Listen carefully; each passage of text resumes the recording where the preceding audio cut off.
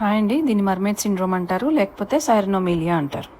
ఇది ఒక legal condition అండి. Lower half of the body ఏదైతే ఉందో అది కేవలం పెల్విస్ పైన అంతా నార్మల్ ఉండి పెల్విస్ కింద నుంచి అబ్నార్మాలిటీ ఉంటుందన్నమాట. లోవర్ లింబ్ మర్మేడ్ లాగా ఒక చిన్న తోకలాగా మాత్రమే కనిపిస్తుంది. దీనిలో చాలా టైప్స్ ఉంటాయండి, from type 1 to type 8. Type 1 అనేది ఏంటి అంటే 2 కాళ్ళు నార్మల్గా ఫామ్ అయ్యి కాకపోతే మధ్యలో ఫ్యూజ్ అయిపోయి ఉంటాయి అనమాట. టైప్ 8 అనేది మనం ఇప్పుడు చూస్తున్న కండిషన్ అనమాట. ఇది అన్నిటికన్నా severe form. Apart from that పేగులు చూసారా, ఆ పేగులు కూడా బయటకు వచ్చేసినాయి అనమాట. దాన్ని గ్యాస్ట్రోస్కైసిస్ అంటారు. ఈ బేబీకి ఓన్లీ థై బోన్ అంటే ఒక్కటే ఫీమర్ ఉంది. పెల్విస్ బోన్ లో ఇంకొక ఇంపార్టెంట్ పార్ట్ సాక్రమ్ అండి, సాక్రల్ ఏజెనసిస్ అంటారు, అది కూడా లేదు. మేము ఈ కేసుని కేవలం 12 వారాలు 13 వారాల టైంలోనే డయాగ్నోస్ చేసి టెర్మినేట్ చేయించాము.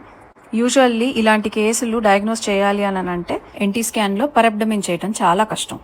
ట్రాన్స్వెజైనల్ స్కాన్ చేయించుకున్నప్పుడు క్లారిటీ రిజల్యూషన్ అనేది బెటర్గా ఉంటుంది.